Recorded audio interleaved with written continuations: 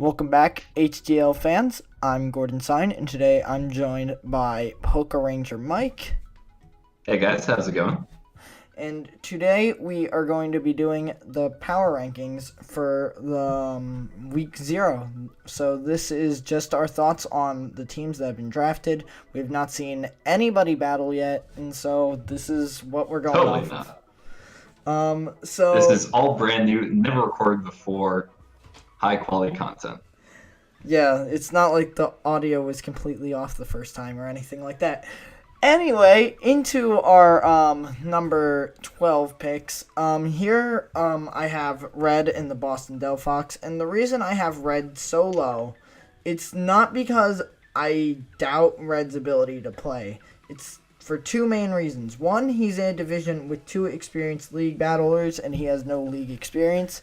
And second, he drafted Mons that benefit from different forms of weather. T-Tar brings in sand, but Torkoal brings in sun, and then he also has mons that benefit from rain.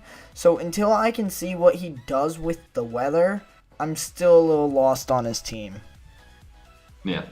So I do have them at a different place, and I'll just talk a little bit about them right now. I definitely think his team is kind of a little all over the place in some ways, but I do think that he has a lot of good tools within it where he's going to be able to kind of pick and choose what he wants for each week. So I do see that there is a lot of variety, but I think he does have enough where he can kind of put together and make it work well. Yeah, again, Red, all you have to do is play well this first week and you're moving way up on my list. I just got to see what you're doing with that team because right now I don't see it. Yeah. And so for my number 12 pick, I did the San Antonio Scizors. One of the reasons why I put him at number 12 is because honestly, I don't know too much about this person as a battler. And one of the things that I really noticed with their team is that for the most part, it's really on the slow side. And I don't see that going well for them, along with the fact they don't really have like a trick room setter, I don't think. Maybe Chandler, but once again, not completely 100% sure on that. So in that way, I think it's going to be a little too slow and kind of get outpaced by some of the other teams. Yeah, now I ranked him at number 9, but still not super high on the list. And the reason I have him a bit higher is mainly because he has Pokemon like with good typings. Like Ghost Fire type is a pretty good type, and so same with the Poison Water with Tentacruel. Like I think he has potential there, and he has some good Mons. It's just how well will William play? Again, he hasn't been in leagues before, so I don't know. Yeah, very true. So moving on to our shared number 11 pick is the Pittsburgh Aerodactyls, coached by GolemGaming. So Mike, how about you start us off for this one? So the big thing when I looked at Golem's team and during the draft, which I kind of talked about as he was picking, is that he has a huge weakness to rocks.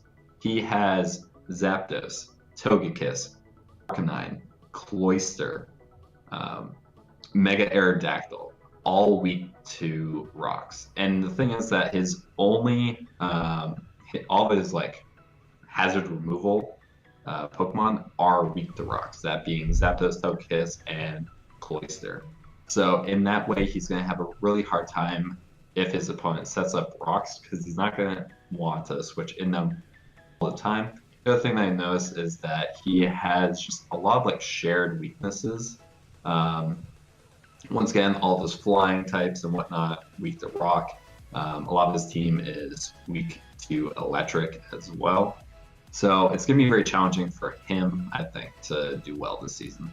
Yeah, on top of everything you added, he also left a lot of points on the table, picking a lot of lower tier Mons, which confused me a little bit. Because the amount of points he has left, he could have moved up for some picks with what he got.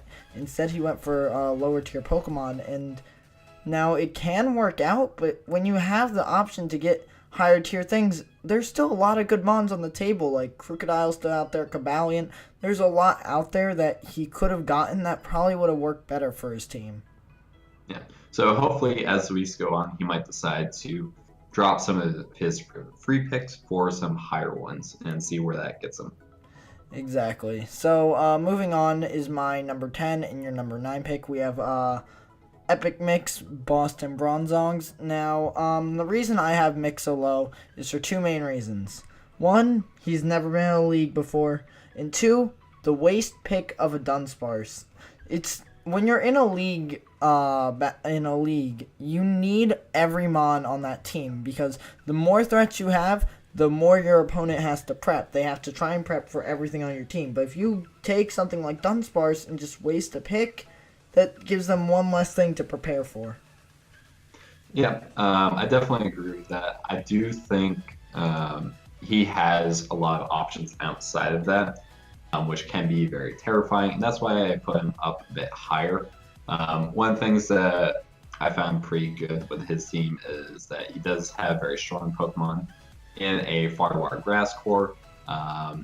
Then two of them aren't as bulky, so they're not going to be a really defensive one, but it's going to be a very offensive Firewire Grass Core, that being Kartana, Milotic, and Blaspheon. So those are just going to be very core elements to his team, I believe, having that core. He does have a lot of some other fast Pokemon which can work well, and some bulky ones. I think some of his two free picks, being the tier 5s, aren't going to work quite as well just because they're a bit too slow to really work well with his team. And they're not that great in terms of a draft league setting. So I think that is going to be a little bit of a hindrance. But overall, I think that his team is fairly well balanced, but definitely not anywhere that high. Yeah, and just to add on, a lot of his mons also don't have the greatest defenses, like Blacephalon and Kartana. Because of that, yeah, they're threatening, but if they have a hard counter, then they're not going to last long. Yeah. Pretty much they're going to take maybe one, maybe two hits, and then they'll go down. But if they're able to get off some strong attacks beforehand, then they might put in some work for Mick. All right, so let's go on to your number 10 pick here, who I end up having a little higher, but we'll get to that later. Yep. So my number 10 pick, once again, I don't know too much about them, and that being Collin of the Valencia Venusaurs. The reason why I put them so low, once again, is because of just I'm not too sure on their playstyle and how they are as a battler. And one of the main reasons I put them down here was the pickup of Cosmog. Now, this was a little bit of a confusion in the drafting process, as he wasn't aware that he could pick something of a higher tier, and he's planning on dropping it very shortly. But for the moment, that is a big reason. He just picked literally a dead Pokemon that can't do anything. The reason that I put him down here was he got the Kanto starter trio, which in Draft League isn't that great, honestly, if you're just talking about them on their own. Yes, Blastoise can rapid spin, which is very beneficial, but Venusaur really needs some support from like Sun to benefit with that Chlorophyll ability. Otherwise, it's an okay Pokemon in Draft League, but without any additional supports, and regular Charizard, not quite as fast as his counterparts, and that 4x weakness to rocks kind of hinders it. He does have a lot of really strong Pokemon in terms of Necrozma, Celesteela, Como, Gardevoir, and whatnot. But the issue that I see is it's pretty much most people are going to be prepping for those Pokemon each week. So I think it's going to be hard for him to kind of use them well in that counter draft format. Yeah, I definitely see what you're saying. I think he has a little more potential, and I know Collin's been in Draft League before, so that's why he's higher, but I'll cover his team a little more later on. So let's go to our number 8 pick, seeing that I already touched on Williams, Scizors, and here we'll start off with your number 8 pick, since I already talked about Red's team. Yep, so I put Delphox's up here at number 9 because, like I said, I see the availability of like switching around Pokemon on his team. He doesn't have like sets of Pokemon which are like really stand out, but it's like when you kind of think about it, I think he has the tools which he can kind of move around and work well on several different teams. Yeah, like I said, I still have to see how he battles, but I definitely think he has potential to be higher on this list like you have him, so. Moving into my number 8 pick, I have Gaytor's Salandits, and the reason I have the Salandits at number 8 and not higher is because, again, lack of experience, but also it's frail. There's not a lot of defensive mons on that team. Now, there are pretty good offensive mons like Halucha, but with low defenses, it's going to be hard for him to keep Pokemon around. And sometimes you need to keep things around when you're switching in and out to take hits that are resisted in order to gain momentum in a game. On top of that, though, I do think he has a lot of potential when it comes to team building. He has Zoroark, he has Smeargle, and he's got Silvally. And since Silvally can be any type, Smeargle can get pretty much any move, and Zoroark can disguise as any Pokemon that he brings. It's going to be hard for teams to build around it because they have to counter 3 things that they don't really know much about. Now, Zoroark, they can kind of guess the movesets and things and calc for that, but at the same time, they're not going to know when it's in originally, so it's going to be a problem. So I definitely think Gaytor's got a team that's going to be hard to prep for, but with the weak defenses, I don't know how long it's going to last on the field. Definitely. I did end up putting them up at number 6. And one of the reasons why, as you said, was that variability in both the Silvally, the Zoroark, and the Smeargle. Those have a lot of options and a lot of variety. And really, his team is a full offense team for the most part. And how well he uses that offense is really going to determine how well he does in this league. And I do see the availability for him to really go far, but it's just going to be dependent on how he plays against his opponent and what his moves are going to be. That really determines whether or not he'll claim that victory. Yeah. So moving on to number 7, we both have the Los Angeles Haunters, coached by CogSentient. The reason I have Cog here, I haven't seen Cog play, but I have faith in his team. Like, there's enough there to be a pretty strong team. It just depends on how he uses it. And I haven't seen Cog play enough to really give him that advantage. Yeah, I definitely think he has a pretty good team. One of the nice things that he does have is the Politoed plus Kingdra kind of mini rain team going on, along with the Tapu Koko. So Tapu Koko being able to use Thunders in the rain, Kingdra being able to do Swift Swim in the rain, is very good, and that's going to be a scary thing to look out for. It's nice that it's only a small portion of his team, and it doesn't have to be the whole strategy, so he can kind of switch it up, and he doesn't have to rely on that each week. Then he just has some nice threats such as Garchomp, Mega Altaria, and obviously he has that really impenetrable special wall that is Chansey, which everyone just absolutely despises. So I think also he has a nice Firewire Grass Core with Politoed, Decidueye, and Incineroar, or he could throw in Kingdra as well. He also has the Dragon Fairy Steel Core. So I think overall he has a lot of good options, and it's going to be interesting to see how he plays. Yeah, final thing on that is Tapu Koko, obviously being a Z holder, can be very threatening on this team. And with Garchomp and Mega Altaria, I think he's got a lot of options there. I need to see Cog use them. And that's really why he's lower than he would be. Because if he was an experienced battler with this team, I think he'd be higher, but I got to see how he battles. It'll be interesting to see where he goes this season. All right, so my number 6 pick, which you had lower, was Collin's team. And the reason I have them higher than you did was because I know Collin. I've seen him use Celesteela. I've seen him use Necrozma. And I know he has league experience. And so with the team he does have, I think he has options that work for his play style. And because of that, I have him higher up. And he also has the league experience, which is a big advantage when most of the teams in the league have not done league battles before. Definitely. Like I said, I wasn't really too familiar with him, and that's why I ended up placing him lower, because I wasn't aware, and I still need to see what he has in store for everyone. Yeah. All right, so moving up to number 5, we have Rozzy, and the Denver Avaluggs. And I think Rozzy had a really good draft.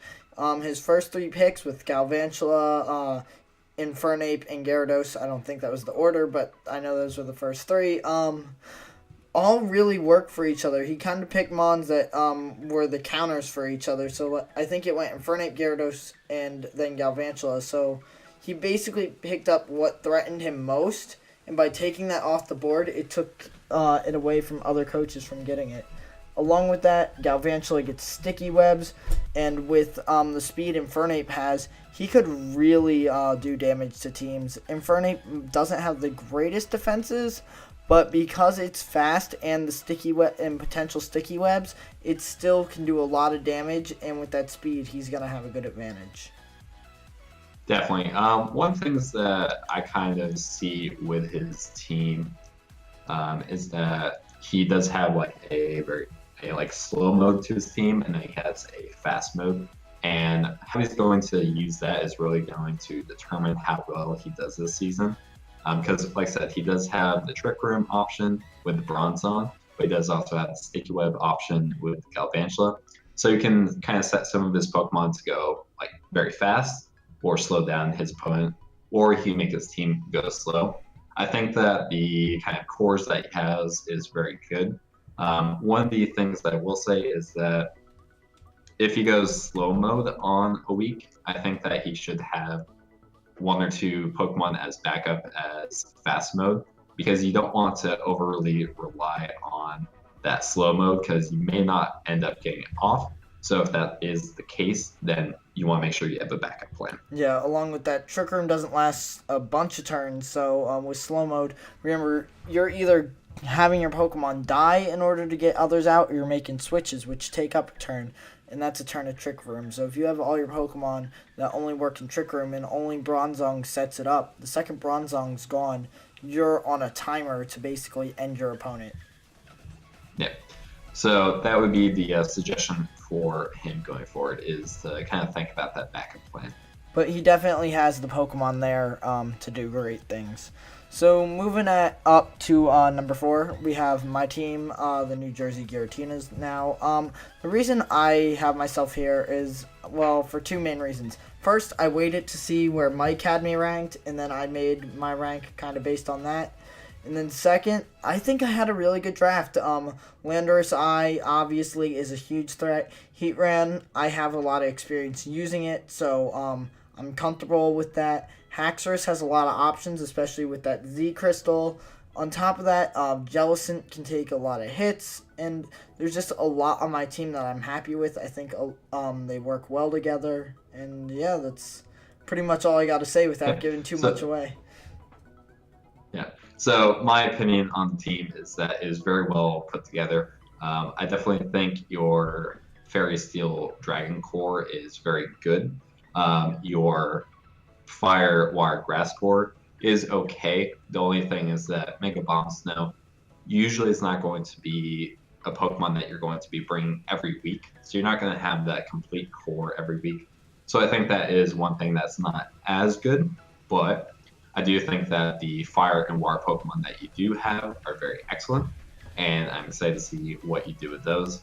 Definitely a lot of threats, both on the attacking side and on the defense side. So I think that you'll be able to strike a nice balance and really do some damage to people.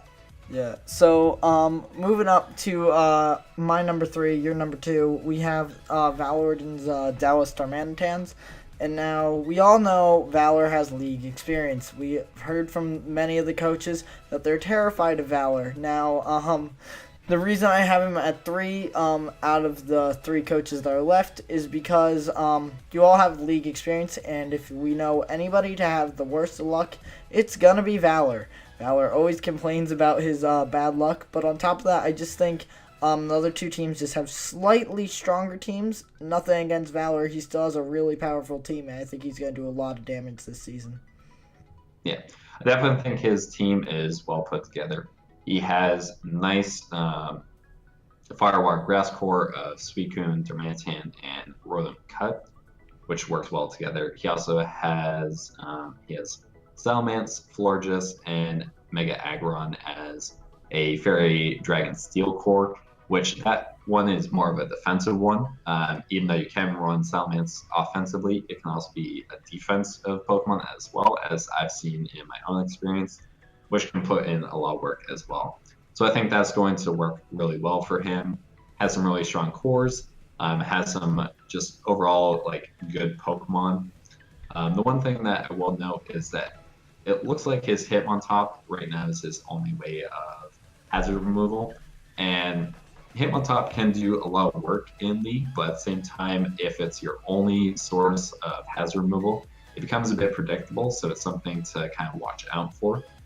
So I think that he needs to be careful of relying on it too much. Yeah, I've seen that a lot with Hitmontop in leagues. I've watched enough GBA to know what Hitmontop does. I've seen it used, and it does become predictable, and it's relied on a little too much at times, so Valor's got to have a good mix of how much he uses it, because it is a predictable Pokemon. Yeah. Okay. So, moving on to my number 2 and your number 3, we have your team right here. And so, why do you have yourself at number 3? Honestly, I put myself at number 3 because I didn't want to inflate my ego any. I really don't need that. I do think my team is very good. That's why I put it in the top 3. Whether or not it's number 2 or 3, we'll see after the next couple of weeks. But I will... Yeah, I appreciate that you put me at number 2. Yeah, I think you have a really terrifying team. It's very hard to prep for with what you do have.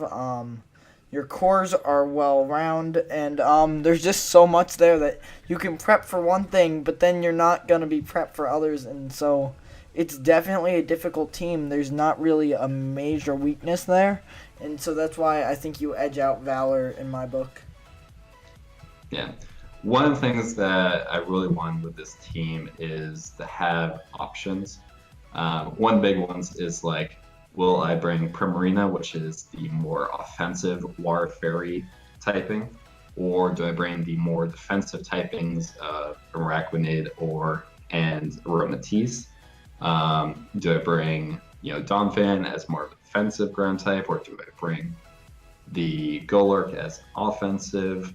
And just the variety of like sets, and I just wanted some nice strong cores of Firewater Grass and also of Dragon Fairy Steel.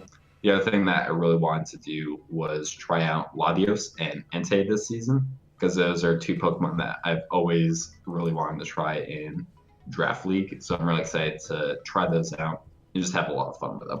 Yeah, and I think transitioning into Fish's team, a big reason I put Fish over you is with Mega Venusaur and Entei, you're going to like using the sun, it seems. Now, I know you have Primarina and Araquanid who can benefit from the rain that Fish's team has, but obviously your Mega really likes the sun. So, with Fish running... like, Mega Venusaur doesn't care for any weather, really, because Mega Venusaur has Thick Fat as its ability. That's true. I think you would benefit, though, from sun, so, again, yeah, I mean, in some ways, but we'll see what happens. Alright, but moving on to Fish and his rain team, and it's Fish. Let's start with it's Fish. He's in water. Like, his team's about water. Fish in water, perfect sense. But besides that, Fish has a lot of league experience himself. He has a great rain team. And now rain teams are teams that can be used by pretty much anyone because rain teams are powerful. But when you have a lot of experience and you know what you're doing with the rain team, that's when it becomes really threatening. And with the addition of Mega Swampert on his team, he's going to just wreck house. Like, what doesn't Mega Swampert kill? Like, thing murders everything in its path in the rain. So this team is definitely very good. One thing that I do like about it is he has Pokemon which can operate outside of rain. So he doesn't have to rely on it every single week. Because he does have that Alolan he has that Flygon. He has the Whimsicott and Uxie. Those Pokemon really allow him to do work outside of rain and not have to rely on it, but they also work well inside of just a rain team in general. There's just those solid Pokemon which just help out. So I definitely think both the rain team element of it and just his supporting Pokemon really go well together, and they're going to be a dangerous threat this season. Yeah, I think Fish is definitely one of the top teams in this league, and he's got a great team, so it'll be interesting to see how he does, especially in week 1 with him getting to play Collin, who also has league experience, so we'll see how that plays out. But Yeah, I think looking forward to it. I think that's pretty much it, so thank you all for watching. I've been Gordon Sine. I've been PokeRangerMike. And until next time, I'm Gordon Sine, signing off.